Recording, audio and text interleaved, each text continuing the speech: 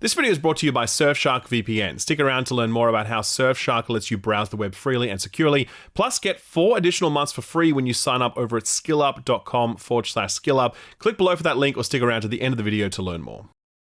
Alright, got another impressions video for you. This one's for the recent beta of Dune Awakening, a survival crafter MMO developed by Funcom, the guys behind Conan Exiles, which was itself also a survival crafter MMO. Gonna be real, I went into this one cautiously optimistic. I'm someone who's a new fan of the Dune universe through the recent films, but I'm not big into survival crafters, and I was never really interested in Conan Exiles, even as a die-hard MMO guy. But honestly, this beta might have won me over. It's built on a familiar survival loop, but Funcom have injected enough into that formula that I think even those who aren't a fan of this genre will find something to like here, particularly if you're interested at all in the Dune universe. I mean, I feel like this has basically everything you'd want out of a Dune survival crafter.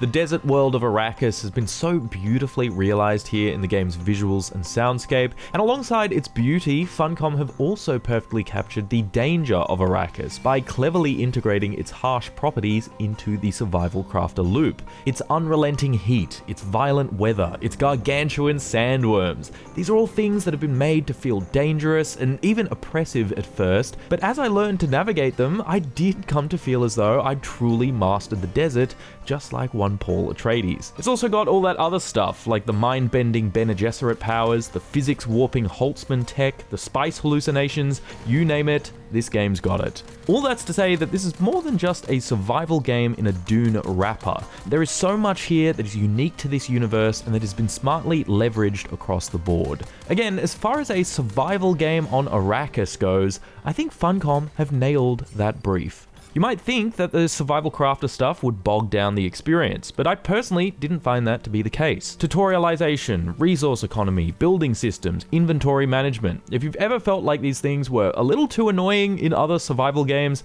I think you'll be surprised by how much Funcom have sanded back a lot of those pain points. No pun intended. With this streamlining of systems, this high fidelity presentation, this cohesion between the world's laws and the gameplay, and the sheer scope of content slated for the full launch, my main takeaway from this beta is that Dune Awakening is kind of the most promising attempt at a premium survival game. What I mean by that is, like most survival crafter games are made by smaller teams, so understandably they've got a certain scuff to them, and while often that only adds to their charm, I feel like that scuff is also part of what turns people away from this genre. Broadly speaking, Dune Awakening doesn't have that same scuff, and that does result in a strong first impression.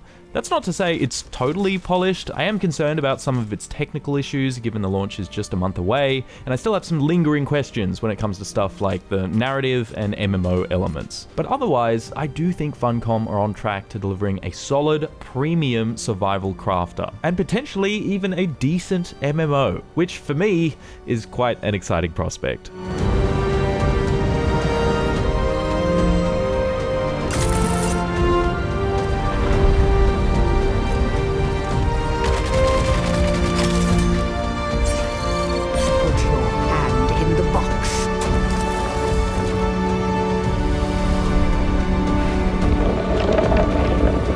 So let's start with character creation. There's a flexible character creator here. I basically made myself a tatted up John Wick, but you can also choose to play as a Harkonnen, which is cool. Was surprised to then find out you've got some RPG-like choices to make here, like where you grew up, your social class, and most notably who you trained with, which defines your character class, and we'll talk more about that later. My choices here did give me extra dialogue options with NPCs, but from my time with the beta, it's unclear whether this has any impact on the actual narrative. Speaking of narrative, this whole character creation stuff happens in the presence of the current Reverend Mother, who does the whole hand in the box thing, and this is where I gotta shout out the presentation. The character models look really detailed, it's all shot quite cinematically, and the preceding tutorial did include several fully animated cutscenes. This kind of narrative presentation is a rarity for this genre, and does suggest Dune Awakening has a bit more of a narrative focus than your average survival game. But I will say that the story I experienced in this beta was very light. It was essentially just a series of hallucinations, learning about the history of the Fremen and using that knowledge to make new tools. What I played was apparently most of Act 1, where the release will have 2 acts.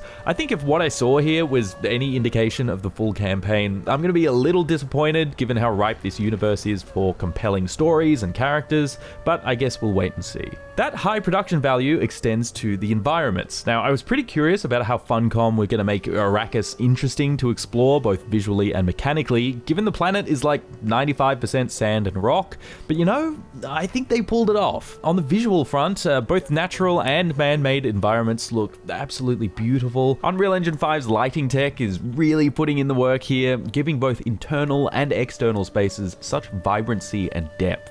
The sunrises in particular are quite spectacular. I mean, just look at this. This clip is a great example of how much Dune Awakening nails the Dune vibes. That warm glow of the desert, the ships cruising in the distance, often you'll even glimpse that iconic highliner looming overhead. At all times, you are reminded that you are playing a Dune game, and the spectacle of it all kind of drowns out the monotony of trudging back and forth across Arrakis for resources. Because yeah, on the surface, this is a pretty by-the-book survival crafting game. You harvest the resources in one area to build tools and structures that allow you to harvest the next area, and so on. But that familiar loop is made at least a little more compelling, not just by the visuals and the vibes, but because of how much Funcom have leveraged the Dune universe when it comes to the gameplay systems. In your search for resources, you'll often need to cross vast stretches of open sand, and obviously, the vibration from your footsteps, shields, and vehicles will draw the attention of the giant sandworms looking for their next meal. Let me tell you, there is little more terrifying than gunning it across the sands with a bunch of loot on you, seeing that worm proximity meter ripple stronger and stronger like that T-Rex scene in Jurassic Park, then watching as a 1,000-foot worm bursts from the sand nearby. At that point, you know you've got like 10 seconds tops to live, and it's praying to God that you can get to solid ground in time. What makes them extra dangerous is that if you're eaten by one, you will permanently lose all the stuff on your person. There is no recovering your loot in this instance, as I unfortunately found out firsthand. And sandworms aren't the only thing to account for when exploring Arrakis either. Equally scary are the sandstorms. You might be up mining some ore when suddenly you get an alert that a sandstorm is 2 minutes out. You turn around and there it is, this huge volumetric cloud approaching your position. You now need to drop what you're doing and find shelter ASAP, because these storms aren't just something that'll affect your vision, they will tear you and your vehicle apart within seconds. It's always a really awesome event to encounter. I have to shout out the visuals and sound design going on here, which perfectly captures the raw, unrelenting power of Arrakis.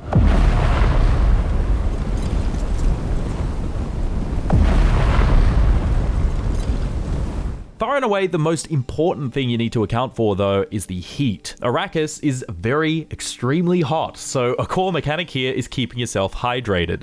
Water can be sourced from a number of places. You can build a still suit and convert your sweat into drinkable water. You can eventually harvest it from certain plants. You can distill it from blood you've extracted from enemies. Or, if you're feeling daring, you can drink the blood raw. But don't do that, that's gross, and also you'll literally get sick and die from doing it too much. That said, you are kind of encouraged to live like a vampire. Exposure to direct sunlight will very quickly cause dehydration, so you've actually got to stick to the shade at all times or do most of your exploring at night, similar to like V-Rising. But now you've got a new danger to contend with, because at night is when those Sardaukar ships are patrolling, and if they spot you, they'll send down an elite squad like the Max Tac in Cyberpunk, who will absolutely mess you up. So yeah, there's a lot to hold in your mind as you explore Arrakis, and it all feels perfectly in line with this universe. That constant tension really captures the harshness of Arrakis, and it also brings a strategic element to exploration that I really enjoyed.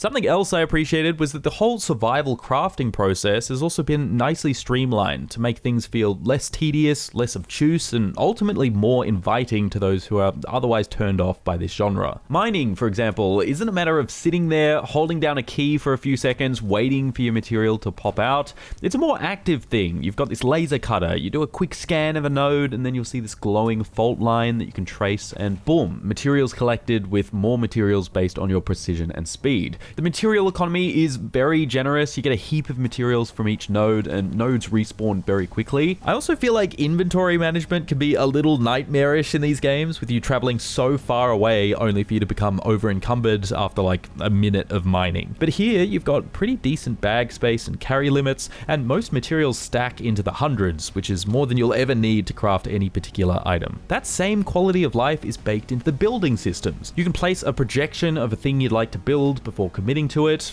Deleting an object gives you a full refund of the materials. Objects can be freely moved around after placement. Now this is especially handy for things like storage containers where you don't have to pull things out of them first. You can also copy your entire base and then place it somewhere else, provided you've got the materials to rebuild it.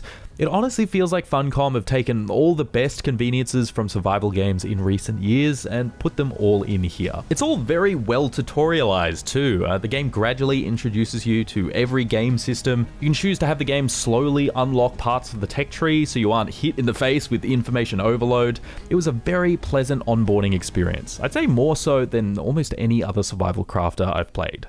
Outside of exploring, gathering, and building, I was also doing a fair bit of combat, and combat is okay. I mean, survival games aren't exactly known for having sophisticated combat, and I'm not sure that Dune Awakening completely bucks that trend, at least so far. The gunplay is serviceable, your hit detection and sound design is good, but it doesn't quite have as much kick or weight as I'd like, though I recognize that's likely by design since the guns in Dune fire darts instead of bullets. So how about melee combat then? That's kind of the primary mode of combat in this universe, given the existence of Holtzman shields that only allow slower velocity objects to pass through. Well, melee combat is a little awkward, to be honest. Against shielded enemies, which basically all melee attackers are, your only recourse really is to just wait for the enemy to attack, parry them so they become staggered, and then use slow, heavy attacks to deal damage. I should also note that there's no toggleable lock-on system, nor do you specifically aim your attacks. The game just kind of automatically locks you onto the nearest enemy and away you go. Now, I do like how that Holtzman shield stuff has been implemented here, and it all works fine in 1v1 duels, but for obvious reasons, when you have multiple melee attackers, it all kind of falls apart.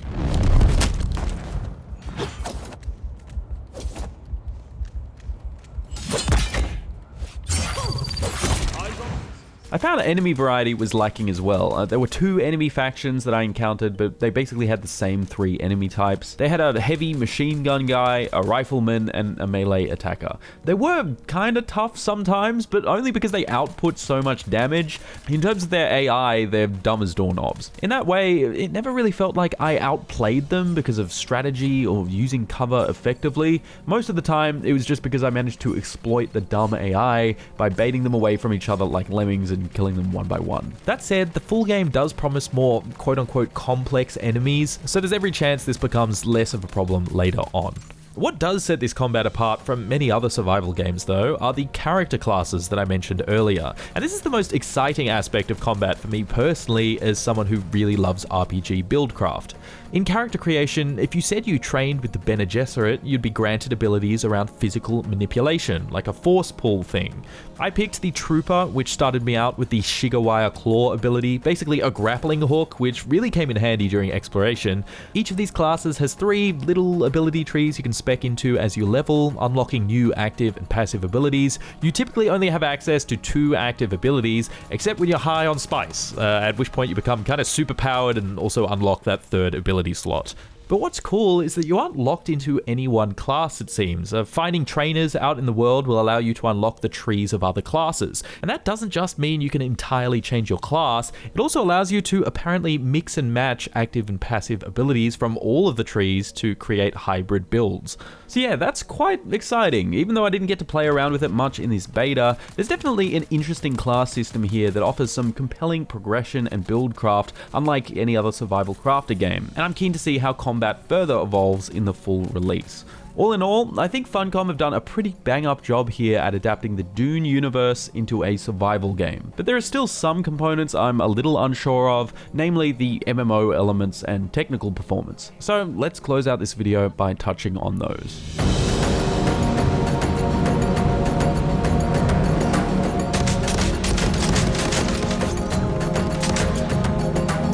So when it comes to the MMO side of Dune Awakening, there really isn't a lot for me to comment on at the moment. I did see other players out in the world and spontaneously grouped up with them to clear some enemy camps, but I wouldn't say any of these interactions were particularly meaningful. I could have just as easily done these things solo. The various points of interest around the map can exist as either PvE or PvP zones, but I didn't encounter any players in the PvP zones to try that out. There's this ongoing rivalry between House Atreides and House Harkonnen, and I could enlist to side with one of them, but not much more beyond that. In that sense, yeah, I did kind of notice a strange absence of events that might actually draw players toward each other or reward them for working together. However, I'll reserve judgment on that front, as it does seem like many of those more MMO-y features weren't present in the beta. According to the website, the full release will have things like faction conflicts that allow the winning house to dictate the policies of the server for a period. There'll be a huge, persistent, procedurally generated PvP zone that contains all the endgame loot, more player hubs, a trading exchange, 9 other regions to explore, and a spice harvesting activity that apparently does require proper player coordination.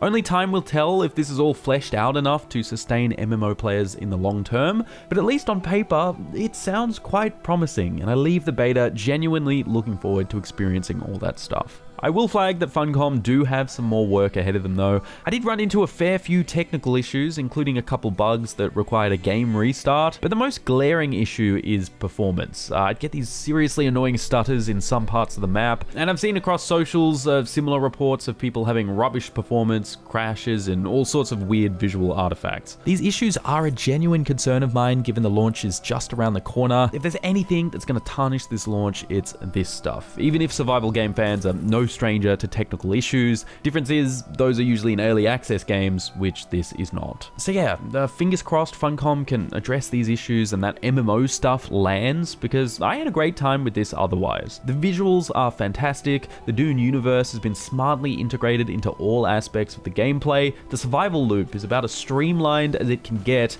and the amount of content offered on launch does look impressive. I do think Dune Awakening is shaping up to be a solid premium survival crafter, which is kind of a rarity, and I'm very interested to see how it fares as an MMO, because honestly, it's been a hot minute since we've had a decent one of those. That's all I've got for now. Thank you for watching. Stay tuned for my full review of Dune Awakening sometime after it releases on June 10th.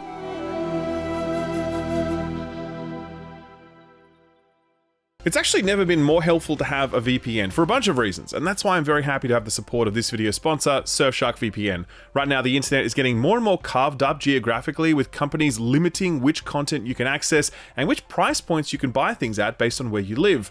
Australia's a good example of this. There's a bunch of streaming content we can't access on various streaming platforms because reasons, but I don't have to worry about any of those limitations thanks to Surfshark. With just a few clicks, I can set my location to somewhere else in the world, and I immediately get access to geolocked streaming content or discounts on purchases made in other currencies. There's also the security angle too, since Surfshark VPN encrypts your data, making it safer to browse the internet. Surfshark even offer a complete security package, including stuff like antivirus and an anti-malware tool, real-time reports if a company that has some of your personal data gets hacked, and even a masked email generator that lets you create dummy emails when you want to sign up to something without handing over your actual email address. Best of all of this is incredibly cheap. I really recommend clicking the link below to see just how inexpensive it is to properly protect yourself online. For real, if this gives you access to just one regional pricing discount, that'll probably go a long way towards this paying for itself. It's insane value given the freedom, discounts, and peace of mind, and if you sign up at surfshark.com/skillup, you can get an additional 4 months for free. That's surfshark.com/skillup